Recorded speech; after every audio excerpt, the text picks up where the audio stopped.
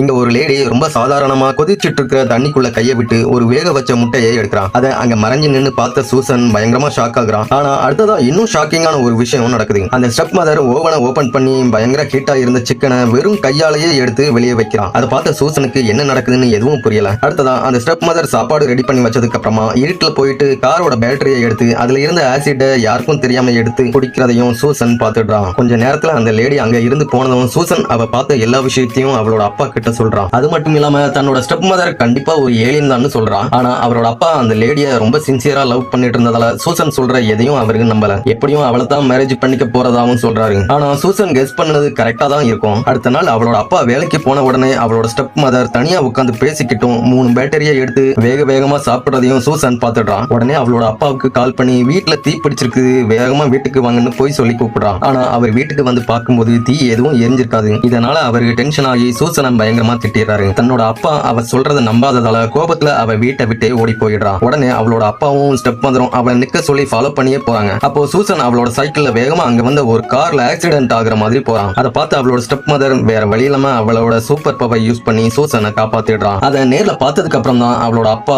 Susan சொன்னது உண்மைதான்னு நம்புறாரு. அதுக்கப்புறம் சூசனுக்கு அவளோட ஸ்டெப் மதர் மேல இருந்த அபிப்பிராயமும் மாற ஆரம்பிக்குது. ஆனா ஜெஸ்ஸால அந்த விஷயத்தை இன்னும் ஏத்துக்க முடியல. அதுக்கப்புறம் தான் அந்த லேடி ஜெஸ் கிட்ட நடந்த உண்மையை சொல்ல ஆரம்பிக்கிறான். 3 நாளைக்கு முன்னாடி ஜெஸ் மின்னலை யூஸ் பண்ணி விண்வெளிக்கு ஒரு சிக்னலை அனுப்பி இருந்திருப்பாரு. ஆனா எதிர்பாராத விதமா அந்த சிக்னல் அந்த லேடியோட கிரகத்துக்கு போய் அங்க மிகப்பெரிய பேரழிவை ஏற்படுத்த ஆரம்பிக்குது. அதனால அந்த கிரகத்துல இருந்தவங்க அந்த சிக்னலை எப்படியாவது ஸ்டாப் பண்றதுக்காக அவளை பூமிக்கு அனுப்பி வச்சிருந்திருப்பாங்க. இந்த உண்மை தெரிஞ்சதுக்கு அப்புறம் அவங்களோட கிரகத்தை எப்படி காப்பாத்துறதுன்னு ஜெஸ் யோசிச்சுட்டு இருக்கும்போது திடீர்னு வானத்துல ஒரு மின்னல் உருவாகுது. அந்த மின்னல் ஜெஸ்ஸோட ஷர்ட்ல இருந்த பட்டனுக்கும் அந்த லேடிக்கும் இடையில பாயுது. அதை பார்த்ததுக்கு அப்புறம் தான் ஜெஸ்ஸோட ஷர்ட்ல இருந்த பட்டன் தான் முன்னாடி அவன் அனுப்பின சிக்னலோட டைரக்ஷனை மாத்தி இருக்குதுங்கிறத கண்டுபிடிக்கிறான். உடனே வேகமா அவனோட ரிசர்ச் லேபுக்கு போயிட்டு திரும்பவும் அந்த சிக்னலை சக்சஸ்ஃபுல்லா கரெக்டான டைரக்ஷன்ல டிரான்ஸ்மிட் பண்ணிடுறான். அதுக்கப்புறம் அந்த கிரகத்துல ஏற்படுற பேரழிவுகள் எல்லாம் ஸ்டாப் ஆயிடுது. ஆனா கடைசியில அந்த லேடி ஜெஸ்ஸ ட்ரூவா லவ் பண்ணதால அவளுக்கு திரும்பவும் அவளோட பிளானட்டுக்கு போக விருப்பம் இல்லாம அவன் கூடவே சேர்ந்து பூமியில சந்தோஷமா வாழ ஆரம்பிக்கிறான்.